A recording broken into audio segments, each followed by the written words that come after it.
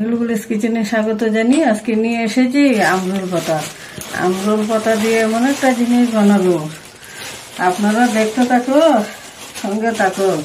আমি কি বানাবো, আমি আমরুল পাতাটা এবার বেছে নেব। আপনারা বাড়ির কাছে যদি আমরুল পাতা থাকে ফেলে দেবেন না, এইভাবে বানিয়ে খাবেন। একবার খেলে বারবার খেতে ইচ্ছা করবে। আমি এইভাবে বেছে নেব, বেছে ভালো করে ধুয়ে নেব। তো আমরুল পাতাটা আমি ভালো করে বেছে আর ভালো করে ধুয়ে নিয়েছি। এবার সিদ্ধ করে নেব। এখানে কড়াই বসিয়ে দিয়েছি, দিয়ে দেব 1 গ্লাস জল। এবার আমরুল পাতাটা সিদ্ধ করে নেব। আমি ভালো করে সিদ্ধ করে নিলাম। এবার নামিয়ে ঠান্ডা করে নেব। জলটা যে ছিল, জলটা আমি পালাবো না, জলটা পরে আমি এটাতে দিয়ে দেবো। ছেঁকে আমি একটা বাটির মধ্যে রেখে নারিকেলটা মিক্সারে নিয়েছি, এবার তুলে নেব। বাদামটা ভেজে ছোটা ছাড়িয়ে করে নিয়েছি, এটা এবার মিক্স করে নেব। তুমি শুকনো মিক্স করবো, তারপরে জল দিয়ে মিক্স করে নেব। তো ঠান্ডা হয়ে গেছে, এবার ভালো করে হাতের সাহায্যে, আপনাদের বাড়ির কাছে যদি আমরুল পাতা থাকে তাহলে ফেলে দেবেন না। এভাবে একবার টক বানিয়ে খেয়ে দেখবেন, এতটাই টেস্টি হয় বলার মতো না। ভালোভাবে কষলিয়ে নিলাম। এরপরে জলটা ছিল, এই জলটা দিয়ে একসঙ্গে মিশিয়ে নেব।